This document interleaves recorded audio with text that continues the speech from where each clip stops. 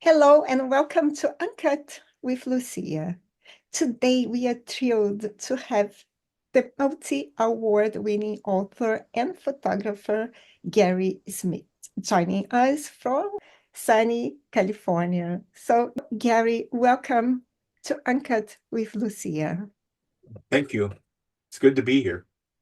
Yes, it's my pleasure. Also, I need to tell our audience that Gary is gracing the cover of the Relatable Voice magazine this November, and his new book, More Than You Know, is set to release this month. So welcome, Gary, to again to Uncut.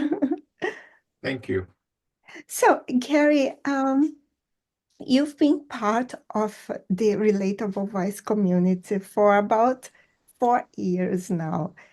And my family and I have had the pleasure of meeting you a few times in Milan, which is always great to meet you. Our annual pilgrimage to lunch. Yes, it's like our annual tradition. And for our listeners who may not know you very well, although you've been interviewed by us for many years.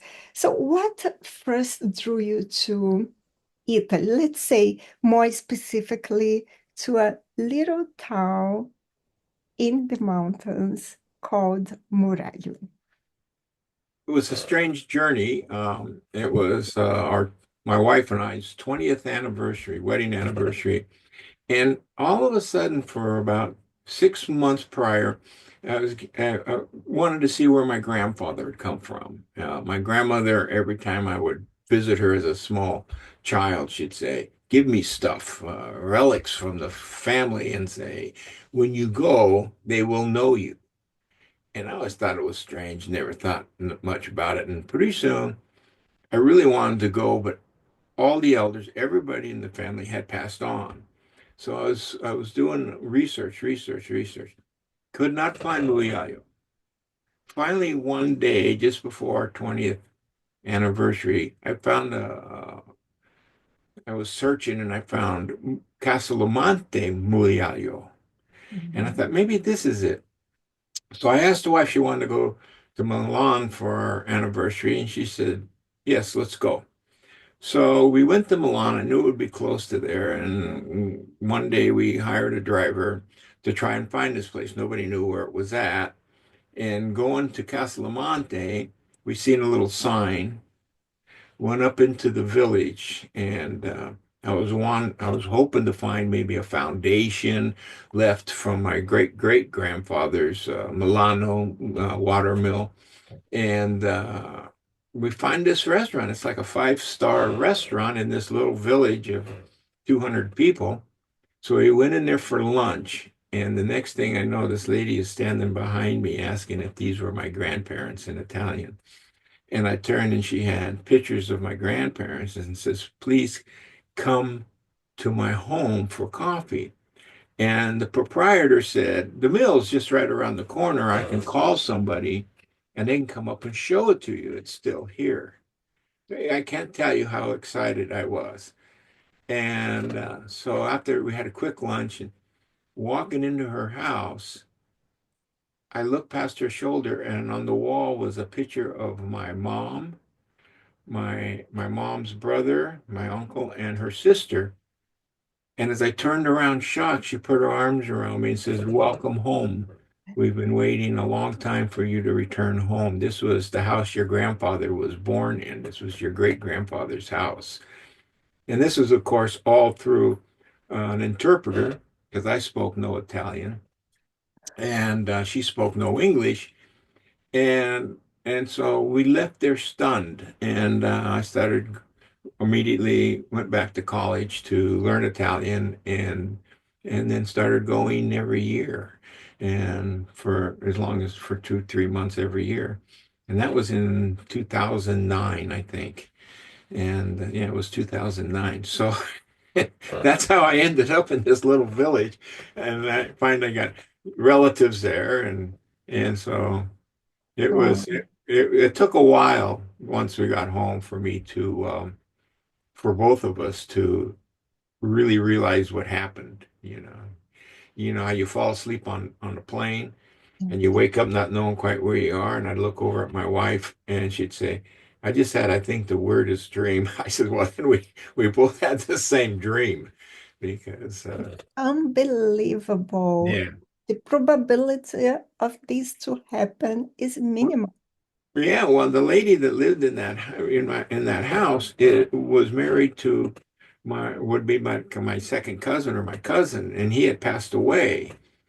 And we are so connected Mm. that I'm sure that it was her drawing me to that village because my other cousin Patricia, we Mhm. went to lunch on this like the second time visit, and she said, we were worried about Ileana. We thought maybe she had a stroke because she was going around the village telling people the Americans are coming. The Americans are coming. I was the first American to walk in that village since my grandfather in 1960, and they were kind of worried about her. And then when all of a sudden we turn up there, and she says, "You know what day that was?" I says, "No." She says, "That was on her birthday." So That's amazing. yeah, it was. It's so after a Yeah, couple of years started saying, no, I gotta have a house here, so started looking for a home. yeah, and I've had the chance to visit Murialio last year, and it's so beautiful and quiet. It's the perfect place to be inspired, to get some inspiration for writing. Yeah, Yeah, or to I've been go. asked, and I say, well, no, for me, inspiration comes from within. But it's nice to be there because it is quiet and get away from the family for 2 or 3 months and just write every day and get into a routine of writing, and it's quiet and there's no distractions. And Italian isn't so good that I want to watch the news or anything like that. So it's just, you know, get up, go to the gym, come home and write, Mhm. it's a very simple life for perfect life for a writer. Perfect, and also the perfect food. There is no better place to eat, Yes. in my opinion, than Yeah. in Italy. Yes. Especially in northern Italy, Piemonte, and known for their wine and food. So, Being so good. And tell us more about the foundation, the Peter Satania Educational Foundation. I know you've been I, like helping a lot of people. I learned a little bit about the foundation, and I know that it makes a huge impact by helping so many students over the last year. So please share with us because well, yeah, it's a well, big yeah. work. Thank you for asking. Peter Cetania was my godfather and uncle. It was his picture on that wall that when we walked into the house. I mean, he was my mother's brother. And his dad, my grandfather, spent 32 years working in the coal mines in Colorado. Uh, Very hard life. Him and his mule, and yeah, 16 tons of coal was his. He had to blow the face and shovel that into the carts and pull them out himself. And it was a very, very hard life. And Peter married a woman. She must have had some money because when Uncle Charlie, he used to call this guy, I never knew who this guy was. The picture was always on the desk. And near the end of his life, I asked him, who is this person? He says, well, that's Uncle Charlie. He's what got us out of the coal mines. He left them enough to where they could pay off the debt at the company store and move out to the West Coast of California. And he got an apprenticeship as a butcher. And so after the war, he did real well in the stock markets.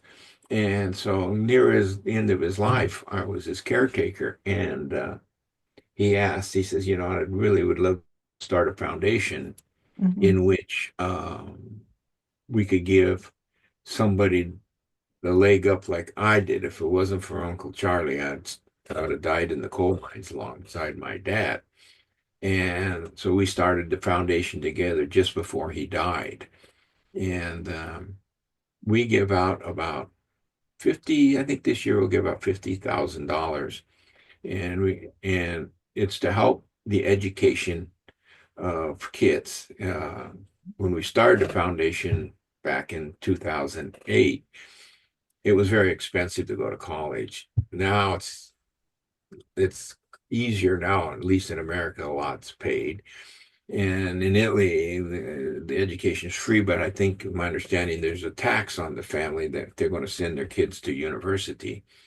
So my cousin, Patrizia's husband, um, one day says we should do something together. And because Muyayo has a foundation that's 100 years old. And so we kind of thought, I thought, well, our charter says we can only give to help with education. Is there a need here? When he says, yes, we need to start an English speaking school in this little village. So we did, and we started funding that. And my cousin Patrizia, who's an entrepreneur herself, started expanding the school, and then started an academy for musicians. And so they apply from all around the world to have to enter. We only accept 20. I think there's 3 classes this year, and then there's a master class generally in June or July. And the instructors are world class from for violin, viola, and cello. And this year we'll even have Anna Pelosi come and is going to do 3 classes for voice.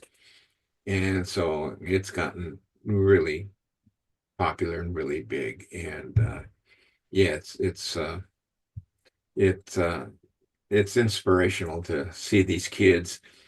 I'll be in the village and you hear music all over this little village. The acoustics are such, or you hear arias being practiced before they go see the master for their class. And these kids start practicing daybreak, and then and we covered their tuition, which covers 3 meals and a place for them to stay and for them to go. So And this happens every year? every year, yeah. Wow, it's so rewarding.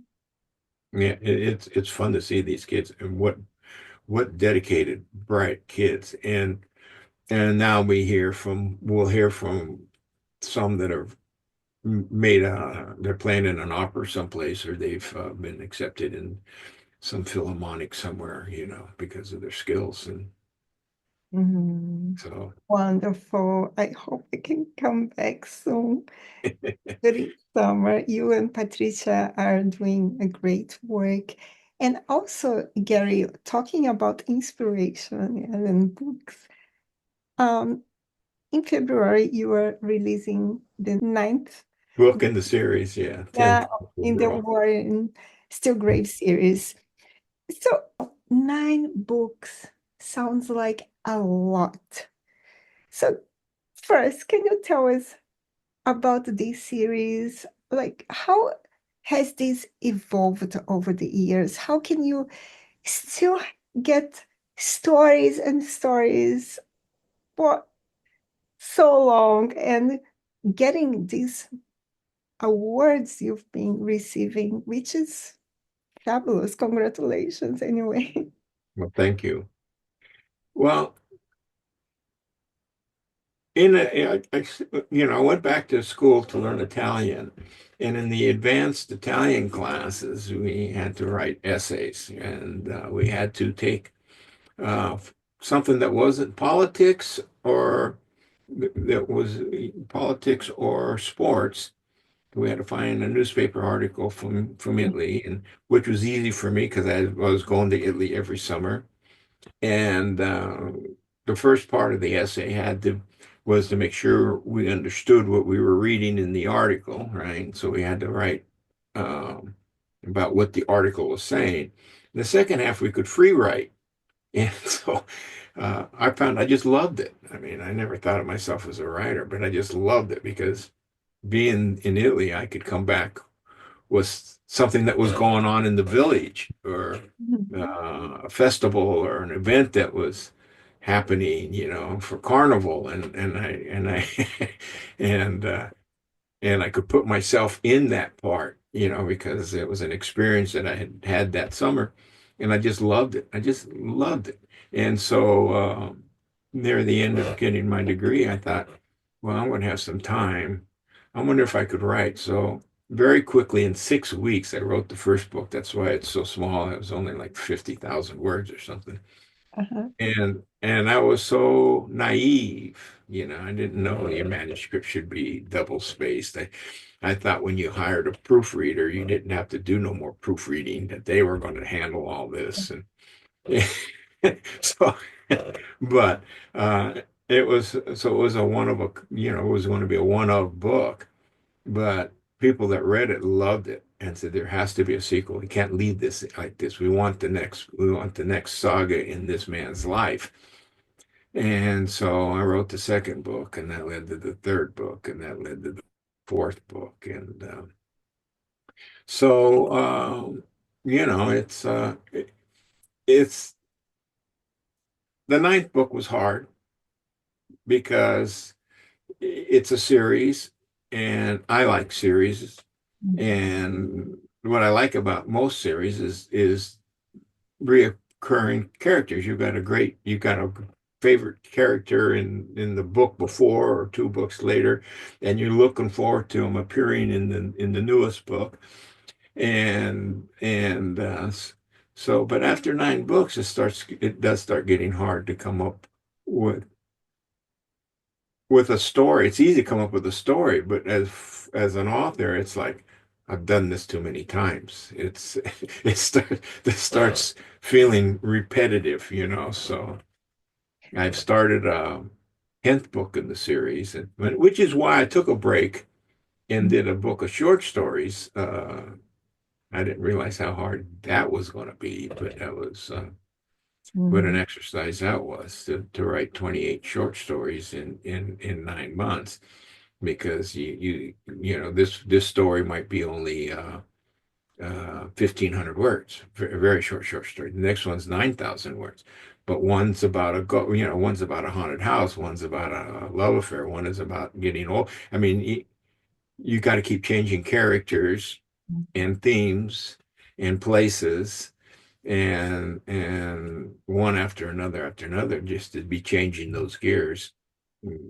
I found very difficult. But by the end, yeah, I could crank out a short story very quickly, because I'd written so many of them so quickly. It dawned on me halfway through that most collection of short stories like Hemingway's and stuff, they they were done over years for magazines and stuff, and the producers wanted to make some money, and there wasn't another Hemingway book out, so let's go through his files and get a bunch of his short stories and put together and produce it as a collection of short stories. He didn't sit down and most places he didn't sit down and do them all 1 year. Only some idiot would try something like that. So Gary, I know you have dyslexia. yes. How come you write so quickly and so many books by having this difficulty to write? Am I correct? No, it's no, it's easy to write. It's just difficult for it to make any sense, if that makes any Ah, sense. okay. Because as long as I can remember, if I write job, it'll be jop. The stem goes down instead of up. Instead of a B, it's a P. My is always by. I don't know why that is, because I'm looking for it. I'm going when I write, and so I thought, well, once once you start, and it's funny because it does that even if I'm writing in cursive or if I'm if I'm, I thought once you got to a typewriter, uh, no, it always finds the P instead of the B. I don't know. I don't know why the brain works that way, but it does for me. And then the attention span can be a problem. Even when I read, I've read probably 800 books, but some days I can sit down and read 50 pages. Most of the time, I cannot. That's why all my books, the chapters are very short. They're only about 1,200 words or 5 pages is for those of us. Uh, and I get a lot of dyslexics out there. I get a lot of people say they love the short chapters. And yeah, if you're a real reader, you can read 5 chapters if you want. But for some of us, I love a chapter a that. night's about enough, So it manifests itself in different ways in the writing, and I think the biggest is that I'll write like twice a day. I'll write in the morning and I'll write in the afternoon. And some days I can. If I'm writing every day, it's funny how when I start a new book, I can't write more than 250 words. And by the third day, I'm doing 400 words. By the fifth day, by the second week, I'm doing on average 800 words. And then by the third or fourth week, I can get through maybe 1,000 words or 1,200 words. But then I'll get a break will come. Someone will, come to visit or I'll go do something. And then when I come back after a day, it starts at 250 again. It's like it's reset. It's Uh, very sad because for it- you to start yeah. it Shelby mostly. Foote said the same thing with him. He says when he sat down to do the Civil War series, took him 20 years to do that series of Mm. books. And and when he sat down when he sits down to write, he said, yeah, you take breaks during the day or you go to dinner after the day's work, but he says he has to write every day. If there's a break a day or two in his writing, then it's like it'll turn into 4 days and he has to start the production is real low again. So I'm not the only one that happens to.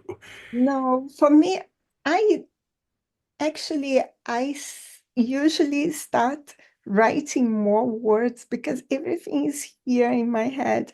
So then after I write everything that I had thought, then I don't have my idea. So I need to stop for 1 week at least. But I really love short chapters, also because I have deficit of attention. So if Yeah, the chapter is too long, I need to go back and read it all again. So mhm. usually I am a slow reader because I need to really focus. Otherwise, my head is Yeah, no, that's two. scattered. That, that, that's two of us, and so but I think in my life, through all my life, it's always everything's been in balance. Mm. So the creative side balances that out. Say, I'll sit down and a thought will come to me, and I'll get through that first chapter, 1,000 words maybe, and then the next day I'll sit down thinking where I'm going to pick up, and my characters will say, "No, no, we're going to go do something else." So, so uh, I think that's where the creative.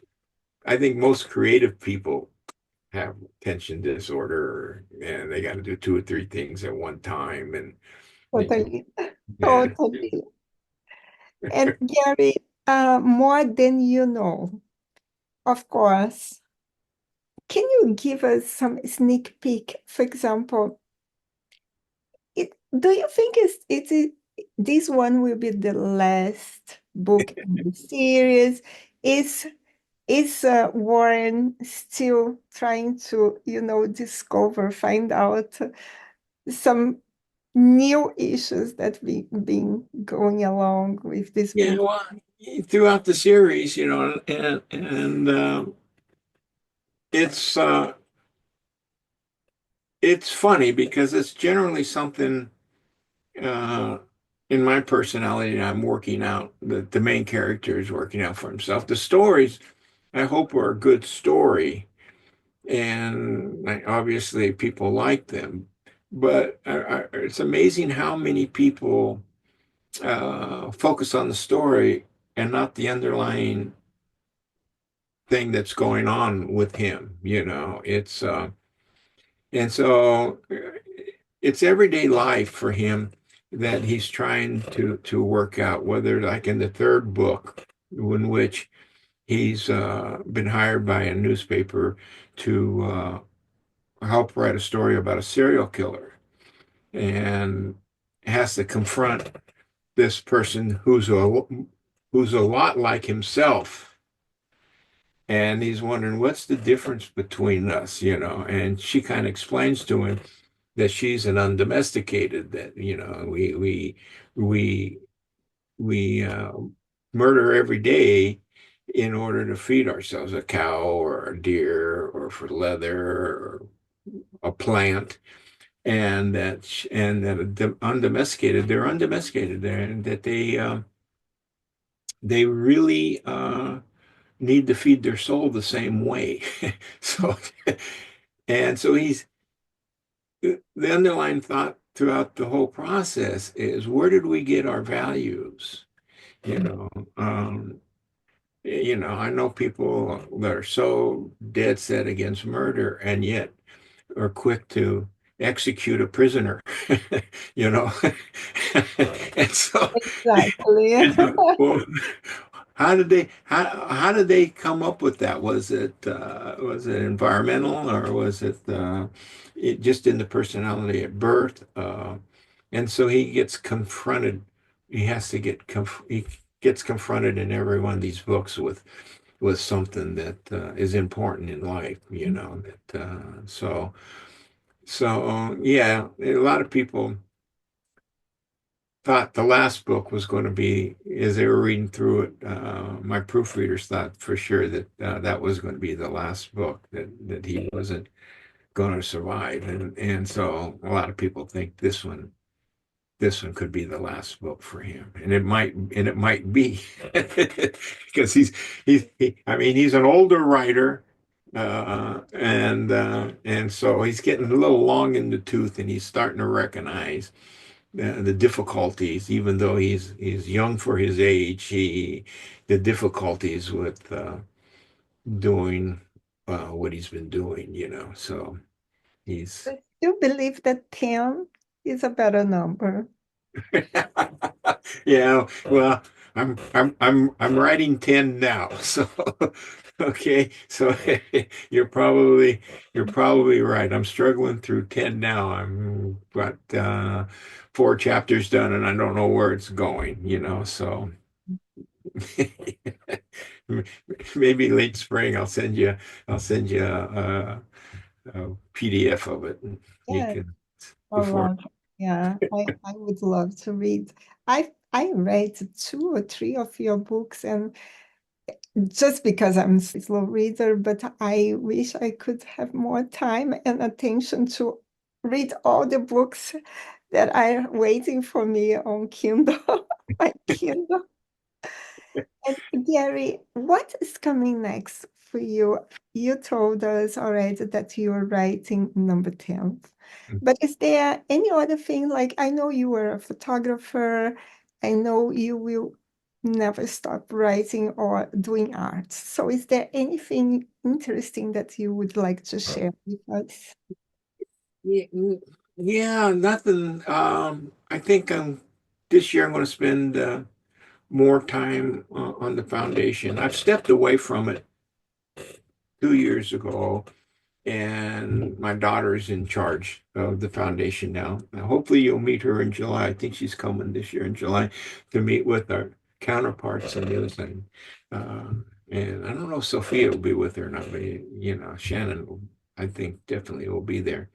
And so, I'm just supporting efforts in that. I'm glad to see Anna Pelosi's back with this year, and we've got some challenges in the village that Patrizia and I are always addressing, with an older population that's there, and so, put more time into that.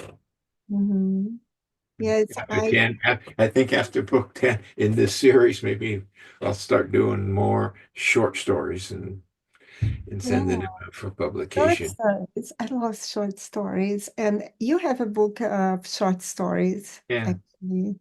It yeah. was, yeah, I really love it. And I've been interviewing people who are really, they are telling me, Lucia, I like writing books, but also short stories because it gives me more pleasure, like I have a story and I write, and that's all. And then they are keeping writing both books, long books, like sometimes 200,000 words book. Yeah, that's a long book. It's a long book. For me, I don't know. I wouldn't be able because I need to write. I wouldn't want to, I don't think. For me, it seems like unless it's a historical book of some sort, nonfiction, you can get into something that long because history's long. If you're going to write on the Civil War, you're going to write on the development of first vaccines or something like that. There's a lot of research, and yeah, those get a lot of words. But for a story, I think 60,000, 62,000 words, you know, Mhm. to get there, you've got almost two or three plots. Novellas used to be very important, and and then publishers didn't want to publish authors or novellas for the longest time because I guess it costs the same amount to produce a book that's only 20 or 30,000 words compared to a Exactly. bigger book, and they don't think they can market it or whatever. But that's probably, I mean, the book I'm writing now, I'm wondering, where it's going to go. And the last book, More Than You Know, they get, you almost get into two plots or three plots that are intertwined in order to get to the 60,000 words. There's no way I could take that book and get it to 100,000 words without spending a chapter on the details in a room, which I find being dyslexic very boring to read. I mean, Oh, you know, I mean, I couldn't, I couldn't write that because I can't read those kinds of books, and they're out there. And the last couple of John Grisham books, I found that way. I loved him as an author in the beginning, but it seemed like when he started getting around 75, 80,000 words in a book, it's like, mm, okay, the room's smoky. I got it. yeah. I don't Yes. need the texture and the details of the smoke. You know, just who's got the knife, who's coming, who's walking in with the gun. So, so anyway, but I don't know how to get a book to 100,000 words.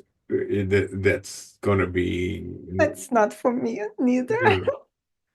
60,000 is it's hard to get to without adding too much stuff that doesn't need to be in there. Yeah, my 30,000 upcoming book, 30,000 is perfect. 30,000 it's an easy to write a book at 30,000, which would be a novella, a nice small book. mine is will have 50,000 and it's more than enough. It's for young readers. So, Gary, I love talking with you. I would like you could share with our listeners, our audience, where we can find you and your upcoming book. And also, yes, just leave us a message if you have something to tell us nice, interesting. Well, I would say to everybody, if they're watching this podcast, they're interested in books, they should write a book. They should get up tomorrow morning and just start to write. It's doesn't have to even be good writing. You can throw it away, but just start the process, and it'll keep you young and it'll keep you from getting dementia. So I would encourage him to do that and to keep reading, of course. I think these are sometimes not stressed enough.